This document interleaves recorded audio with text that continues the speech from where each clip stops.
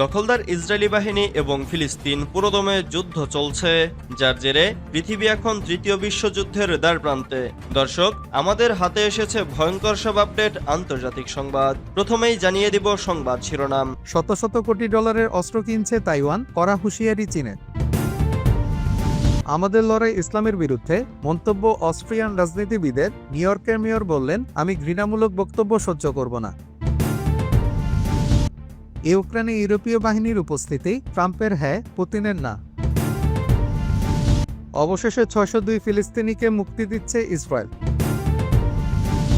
এবং সৌদি আরবের নিরাপত্তায় প্রতিশ্রুতি পুনর্ব্যক্ত করল যুক্তরাষ্ট্র। ট্রাম্পের কাছে দেশ বিক্রি করতে রাজি জেলনেসকি। আমাদের লড়াই ইসলামের বিরুদ্ধে, মন্তব্য অস্ট্রিয়ান রাজনীতিবিদের। নিউ ইয়র্কের মেয়র বললেন, আমি ঘৃণামূলক বক্তব্য সহ্য করব না। নিউ ইয়র্কের মেয়র শহরে যে কোনো সহিংসতা এবং ইসলাম বিদ্বেষে ছড়ানোর নিন্দা জানিয়েছেন। লোয়ার অস্ট্রিয়া রাজ্যের গভর্নর এবং অস্ট্রিয়ান পিপলস পার্টি বা ওবিপির রাজনীতিবিদ জোহানা মিকল লেটনার সম্প্রতি অস্ট্রিয়ার রাষ্ট্রীয় টেলিভিশন চ্যানেল ওয়ারএফ এর সাথে এক সাক্ষাৎকারে দাবি করেছেন যে তার দেশকে ইসলামের বিরুদ্ধে লড়াই করতে হবে। পার্টস টুডে জানিয়েছে, মাইকেল লেটনারের বক্তব্য এমন এক সময় এসেছে যখন অস্ট্রিয়ান ধর্মীয় সম্প্রদায় বা আইজিজিউ এর প্রধান লেটনারের ইসলাম বিরোধী বক্তব্য সম্পর্কে গভর্নরের কাছে ব্যাখ্যা দাবি করেছেন এবং অস্ট্রিয়ান সমাজতান্ত্রিক বামপন্থী দল বা এসওজেড এর প্রধানও অবিলম্বে মুসলিম বিদ্বেষী বক্তব্যের জন্য ক্ষমা চাওয়ার দাবি করেছেন। ধর্মের বিরুদ্ধে ঘৃণা ছড়ানো নয়। মঙ্গলবার নিউ ইয়র্কের মেয়র এরিক অ্যাডামস ইসলাম বিদ্বেষের বিরুদ্ধে কঠোর অবস্থান নিয়েছেন এবং এই কর্মকাণ্ডের নিন্দা জানিয়েছেন। তিনি এক বিবৃতিতে জোর দিয়ে বলেছেন যে তিনি শহরে ঘৃণা বা বিদ্বেষমূলক বক্তব্য সহ্য করবেন না। নিউ ইয়র্কের মেয়র মুসলিম এবং অন্যান্য ধর্মীয় সম্প্রদায়কে আশ্বস্ত করেছেন যে তাদের শান্তিতে এবং নিরিবিলিতে তাদের ধর্মীয় রীতিনীতি পালন করার অধিকার রয়েছে এবং নিউ ইয়র্ক পুলিশ বিভাগ তাদের নিরাপত্তা নিশ্চিত করার জন্য কাজ করবে। ব্রিটেনে ইসলাম বিদ্বেষের উত্থান। মানবাধিকার সংস্থা টেলমামা সংকলিত তথ্য অনুসারে ২০২৪ সালে যুক্তরাজ্য ইসলাম বিদ্বেষী ঘটনার সংখ্যা সর্বোচ্চ পর্যায়ে পৌঁছেছে। সংস্থার প্রতিবেদন অনুসারে গত বছর যুক্তরাজ্যে ইসলাম বিদ্বেষী ৫,৮৩৭টি ঘটনা রেকর্ড করা হয়েছে, যার মধ্যে রয়েছে অনলাইন এবং মুসলমানদের ব্যক্তিগতভাবে লক্ষ্যবস্তু করা। এটি আগের বছর ৩,৭৬৭টি এবং ২০২২ সালে ২,২৬১টি ঘটনার তুলনায় উল্লেখযোগ্য সংখ্যায় বৃদ্ধির প্রমাণ। ইউক্রেনে ইউরোপীয় বাহিনীর উপস্থিতি, ট্রাম্পের হ্যাঁ, পুতিনের না। ইউক্রেনে সম্ভাব্য ইউরোপীয় শান্তিরক্ষী মোতায়েনের বিষয়ে আপত্তি পুনর্ব্যক্ত করেছে রাশিয়া। ইউক্রেনের যুদ্ধবিরতি চুক্তির অংশ হিসেবে এই শান্তিরক্ষী মোতায়েনের বিষয়টি বিবেচিত হতে পারে। এর আগে মার্কিন প্রেসিডেন্ট ডোনাল্ড ট্রাম্প দাবি করেছিলেন, মস্কো এই বিষয়ে ইতিবাচক মনোভাব প্রকাশ করেছে। কাতার ভিত্তিক সংবাদ মাধ্যম আল জাজিরার প্রতিবেদনে বলা হয়েছে, গত সোমবার ডোনাল্ড ট্রাম্প বলেন তিনি রুশ প্রেসিডেন্ট ভ্লাদিমির পুতিনের সঙ্গে কথা বলেছেন। পুতিন ইউক্রেনে ইউরোপীয় শান্তিরক্ষী মোতায়েনের ধারণা মেনে নিয়েছেন। ট্রাম্প বলেন, হ্যাঁ, পুতিন এটি মেনে নেবেন। আমি বিশেষভাবে তাকে প্রশ্ন করেছি, এ বিষয়ে তার কোনো আপত্তি নেই। কিন্তু মঙ্গলবার ট্রাম্পের মন্তব্য সম্পর্কে সাংবাদিকরা জানতে চাইলে ক্রেমলিনের মুখপাত্র দিমিত্রি পেসকভ সরাসরি তার বিরোধিতা না করলেও কার্যত রাশিয়ার পূর্বের অবস্থানই পুনর্ব্যক্ত করেন। পেসকভ বলেন, এ বিষয়ে রুশ পররাষ্ট্রমন্ত্রী সার্গেই লাভরভ যে অবস্থান ব্যক্ত করেছেন সেটি বহাল আছে। এ বিষয়ে আমার কিছু যোগ করার নেই, কিছু বলারও নেই। আমি এই বিষয়ে কোনো মন্তব্য করব না। রাশিয়া বারবার বলেছে তারা ইউক্রেনে নেটো সেনা উপস্থিতির বিরোধী। পররাষ্ট্রমন্ত্রী লাভরভ গত সপ্তাহে বলেন, এমনকি অন্য কোনো পতাকার অধীনে হলেও ইউক্রেনে বিদেশি সেনা মোতায়েনকে মস্কো রাশিয়ার সার্বভৌমত্বের বিরুদ্ধে সরাসরি হুমকি হিসেবে দেখবে। হোয়াইট হাউসের জাতীয় নিরাপত্তা কাউন্সিলের মুখপাত্র ব্রায়ান হিউজেস ক্রেমলিনের সাম্প্রতিক মন্তব্যের সরাসরি জবাব না দিলেও বলেন, ট্রাম্প প্রশাসন যুদ্ধের অবসান ঘটাতে মস্কো ও কিয়েভের সঙ্গে কাজ চালিয়ে যাবে। তিনি বলেন, এই নির্মম রক্তক্ষয়ী যুদ্ধের অবসান এবং দীর্ঘস্থায়ী শান্তির জন্য একটি কাঠামো গড়ে তোলার প্রতিশ্রুতি নিয়ে প্রেসিডেন্ট ট্রাম্প গণমাধ্যমের মাধ্যমে আলোচনা করবেন না। ব্রায়ান হিউজেস আরও বলেন, টেকসই শান্তি প্রতিষ্ঠার জন্য ইউরোপকে আরও বেশি ভূমিকা রাখতে হবে এবং আমরা দেখেছি ফরাসি প্রেসিডেন্ট, ব্রিটিশ প্রধানমন্ত্রী সহ অন্য নেতারা এই বিষয়ে আগ্রহ দেখিয়েছেন। আমরা রাশিয়া ইউক্রেনের সঙ্গে শান্তির জন্য কাজ চালিয়ে যাচ্ছি, কারণ যুদ্ধ শেষ করতে চাইলে উভয় পক্ষের সঙ্গে আলোচনা একমাত্র পথ। ইউরোপীয় ইউনিয়নের ২৭ সদস্য দেশের নেতারা বুধবার এক ভিডিও কনফারেন্সে আলোচনা করবেন। এই বৈঠকে ওয়াশিংটনে ট্রাম্প ও মাখোর মধ্যে অনুষ্ঠিত বৈঠক সম্পর্কে আলোচনা এবং ইউক্রেন পরিস্থিতি নিয়ে পর্যালোচনা করা হবে। হোয়াইট হাউসে আলোচনার সময় মাখো জোর দিয়ে বলেন, রাশিয়াকে ভবিষ্যতে নতুন করে হামলা চালানো থেকে বিরত রাখতে নিরাপত্তা নিশ্চয়তা দেওয়া জরুরি। তিনি আরো বলেন, আমরা দ্রুত চুক্তি চাই, তবে এমন কোনো চুক্তি নয় যা নাজুক হবে। তিনি আরো বলেন, শান্তি মানে ইউক্রেনের আত্মসমর্পণ নয়। ইউরোপীয় কাউন্সিলের প্রেসিডেন্ট আন্তোনিও গুতেরেস এ বিষয়ে আরো বলেন, তিনি এক্ষেত্রে অন্য কোনো বিষয় নিয়ে ভিডিও কনফারেন্সে ৬ মার্চে ব্রাসেলসে অনুষ্ঠিতব্য অসাধারণ ইউরোপীয় শীর্ষ সম্মেলন সম্মেলন সম্পর্কেও আলোচনা হবে। তার মতে এই সম্মেলন ইউক্রেন ও ইউরোপীয় নিরাপত্তার জন্য এক গুরুত্বপূর্ণ মুহূর্ত হিসেবে বিবেচিত হবে। ইউক্রেনীয় বা ইউরোপীয় নেতাদের অংশগ্রহণ ছাড়াই যুক্তরাষ্ট্র ও রাশিয়ার উচ্চ পর্যায়ের কূটনৈতিক আলোচনার জন্য ট্রাম্পের উদ্যোগ ইউরোপের মধ্যে উত্তেজনা বাড়িয়েছে। এতে ওয়াশিংটনের নিরাপত্তা প্রতিশ্রুতি নিয়ে প্রশ্ন উঠেছে। সোমবার ট্রাম্প বলেন ইউক্রেন যুদ্ধ কয়েক সপ্তাহের মধ্যে শেষ হতে পারে এবং ইউক্রেনের প্রেসিডেন্ট ভলোদিমির জেলেনস্কি এই সপ্তাহে বা আগামী সপ্তাহে ওয়াশিংটনে যেতে পারেন। একই ইস্যুতে মাখো বলেন, আমাদের প্রথমে একটি যুদ্ধবিরতি দরকার। আমি মনে করি এটা আসন্ন কয়েক সপ্তাহের মধ্যেই হতে পারে। অবশেষে 602 ফিলিস্তিনিকে মুক্তি দিচ্ছে ইসরায়েল। গত শনিবার 602 ফিলিস্তিনিকে বন্দীদের মুক্তি দেওয়ার কথা ছিল দখলদার ইসরায়েলের। ওই দিন 6 জীবিত জিম্মিকে মুক্তি দেয় সশস্ত্র গোষ্ঠী হামাস। এর পরপরই তাদের ছাড়ার কথা ছিল, তবে চুক্তি ভঙ্গ করে তাদের মুক্তি আটকে রেখেছিল ইসরায়েল। অবশেষে বুধবার 26শে ফেব্রুয়ারি তারা মুক্তি পেতে যাচ্ছেন। তবে এর আগে আরও 4 ইসরায়েলি জিম্মির মরদেহ ফেরত দেবে হামাস। সংবাদ মাধ্যম টাইমস অফ ইসরায়েল জানিয়েছে, তাসিদান ওহাত ইয়ালোমি, ইজ্জিক এলগারাত এবং সোলোমো মান্তুজুর নামের 4 ইসরায়েলি জিম্মির মরদেহ প্রথমে মিশরের কাছে হস্তান্তর করবে হামাস। সেখান থেকে মরদেহগুলো ইসরায়েলে পাঠানো হবে। তবে এই 4টি মরদেহগুলো হস্তান্তরের সময় হামাস মঞ্চে কোনো ধরনের অনুষ্ঠান করতে পারবে না। প্রায় 10 দিন আগে ইসরায়েলের 4 জিম্মির মরদেহ ফেরত দেয় হামাস।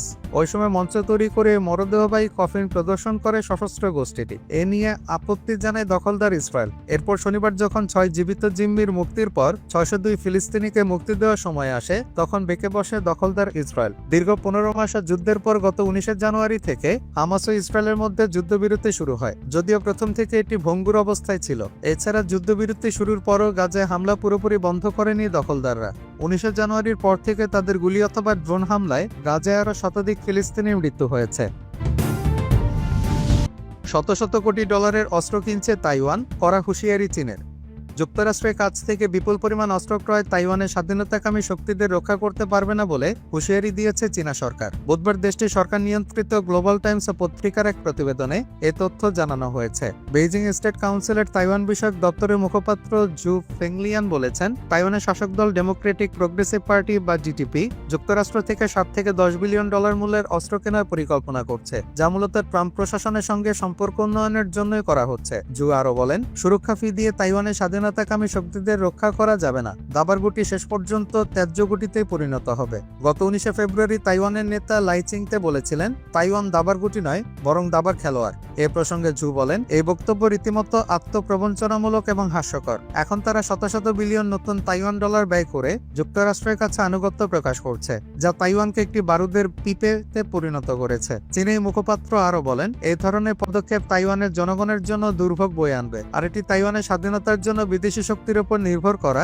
ডিপিপির একটি ব্যর্থ প্রচেষ্টা বই কিছুই নয়। একই সঙ্গে জু হুঁশিয়ারি দিয়ে বলেন, তাইওয়ানের স্বাধীনতা এবং তাইওয়ান প্রণালীতে শান্তি একসঙ্গে চলতে পারে না। তাইওয়ান হলো চীনের তাইওয়ান। যদি কেউ তাইওয়ানকে চীন থেকে বিচ্ছিন্ন করতে চায়, তাহলে 1.4 বিলিয়ন চীনা জনগণ কখনোই তা মেনে নেবে না। সাহসী ও যুদ্ধ কৌশলে পারদর্শী চীনা পিপলস লিবারেশন আর্মিও কখনোই তা মেনে নেবে না। চীন মূলত তাইওয়ানকে তার একটি বিচ্ছিন্ন প্রদেশ বলে মনে করে, যদি 1949 সাল থেকে দ্বীপটি কার্যত স্বাধীনভাবেই পরিচালিত হচ্ছে। সৌদি আরবের নিরাপত্তায় প্রতিশ্রুতি পুনর্ব্যক্ত করল যুক্তরাষ্ট্র। সৌদি আরবের নিরাপত্তা নিশ্চিত করতে যুক্তরাষ্ট্র তার প্রতিশ্রুতি পুনর্ব্যক্ত করেছে। দেশটির ভারপ্রাপ্ত শীর্ষ সামরিক কর্মকর্তা অ্যাডমিরাল ক্রিস গ্রেডি এই সপ্তাহে পেন্টাগনে সৌদি আরবের chief of general staff general Fayyad al রুয়ালির সঙ্গে বৈঠককালে এই কথা বলেন। এর আগে ওয়াশিংটনে মার্কিন প্রতিরক্ষা মন্ত্রী পিট হেগসেথ এবং সৌদি প্রতিরক্ষা মন্ত্রী প্রিন্স খালিদ বিন সালমান এর মধ্যেও একটি গুরুত্বপূর্ণ বৈঠক অনুষ্ঠিত হয়। অ্যাডমিরাল গ্রেডি বর্তমানে মার্কিন জয়েন্ট চিফ অব স্টাফের ভারপ্রাপ্ত চেয়ারম্যানের দায়িত্ব পালন করছেন। প্রেসিডেন্ট ডোনাল্ড ট্রাম্প সম্প্রতি সিকিউ ব্রাউনকে বরখাস্ত করার পর নতুন চেয়ারম্যান নিয়োগ না হওয়া পর্যন্ত তিনি দায়িত্ব পালন করবেন। পেন্টাগনের বিবৃতিতে জানানো হয়, বৈঠকে 2 সামরিক কর্মকর্তা মধ্যপ্রাচ্যে ইয়েমেনের হুতি বিদ্রোহীদের হুমকি, সিরিয়া, লেবানন ও গাজায় সাম্প্রতিক পরিস্থিতি নিয়ে আলোচনা করেন। পাশাপাশি দ্বিপাক্ষিক প্রতিরক্ষা সহযোগিতা আরও বিস্তৃত করার সম্ভাবনা নিয়েও কথা বলেন। মার্কিন জয়েন্ট স্টাফের মুখপাত্র জেনিয়েল ডর্সে এক বিবৃতিতে বলেন, অ্যাডমিরাল গ্রেডি সৌদি আরবের নিরাপত্তার প্রতি যুক্তরাষ্ট্রের অঙ্গীকার পুনর্ব্যক্ত করেছেন। তিনি আরও বলেন, যুক্তরাষ্ট্র ও সৌদি আরব দীর্ঘদিনের অংশীদার এবং উভয় দেশে মধ্যপ্রাচ্যে শান্তি ও নিরাপত্তা নিশ্চিত করতে প্রতিশ্রুতিবদ্ধ। ট্রাম্পের কাছে দেশ বিক্রি করতে রাজি জেলেনস্কি।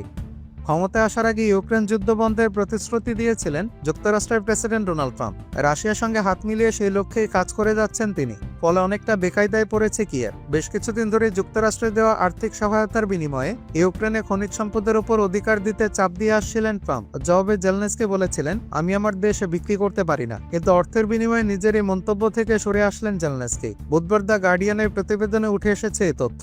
মঙ্গলবার এক বক্তব্যে ট্রাম্প বলেছেন, যুক্তরাষ্ট্র ইউক্রেনকে 300 থেকে $350 বিলিয়ন দিয়েছে। তিনি বলেছেন, আমরা সেই অর্থ ফেরত চাই। আমরা বড় সমস্যায় থাকা দেশকে সাহায্য করেছে, কিন্তু আমেরিকার করদাতারা এখন তাদের অর্থ ফেরত পেতে চায়। এরপরই খনিজ সম্পদ নিয়ে যুক্তরাষ্ট্রের সঙ্গে একটি বড় ধরনের চুক্তির শর্তাবলীর বিষয়ে রাজি হয়েছে ইউক্রেন। কিয়েভে একজন সিনিয়র কর্মকর্তা বিবিসিকে এটি জানিয়েছেন। বেশ কিছু ভালো সংশোধনী নিয়ে আমার একমত হয়েছে এবং এটিকে একটি ইতিবাচক ফল হিসেবে দেখছি, বলছিলেন ওই কর্মকর্তা। তবে বিস্তারিত কিছু তিনি জানাননি। তবে শুক্রবার বৈঠকে বসতে যাচ্ছেন ট্রাম্প জেলেনস্কি, কিন্তু এমন চুক্তিকে প্রতারণা বলছেন রাশিয়া। বিভিন্ন সংবাদ মাধ্যমের প্রতিবেদন বলছে, শুরুতে ইউক্রেনে খনিজ সম্পদের উপর যুক্তরাষ্ট্র যে $50,000 কোটি মালিকানা দাবি করেছিল তা থেকে তারা সরে এসেছে। তবে যুদ্ধবিধ্বস্ত ইউক্রেনকে নিরাপত্তাজনিত নিশ্চয়তা দেওয়ার ব্যাপারে কোনো আশ্বাস দেওয়া হয়নি, অথচ এটি ইউক্রেনের মূল দাবির একটি। মার্কিন প্রেসিডেন্ট ট্রাম্প বলেন, চলতি সপ্তাহে ওয়াশিংটনে ইউক্রেনের প্রেসিডেন্ট জেলেনস্কির সঙ্গে একটি চুক্তি স্বাক্ষর হবে বলে আশা করছেন তিনি। দুই নেতারা একে অপরকে নিয়ে আক্রমণাত্মক বক্তব্য দেওয়ার পর মঙ্গলবার ট্রাম্প এই কথা বলেন।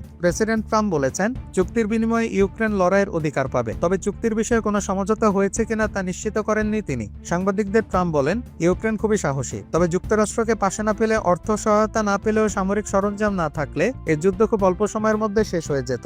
ইউক্রেনে মার্কিন সরঞ্জাম ও গোলাবারুদ সরবরাহ অব্যাহত থাকবে কিনা তা ট্রাম্পের কাছে জানতে চাওয়া হয়েছিল। জবাবে তিনি বলেন, হয়তো রাশিয়ার সঙ্গে আমাদের চুক্তি না হওয়া পর্যন্ত চলবে। আমাদের একটি চুক্তি করতে হবে, না হয় এটা চলতে থাকবে।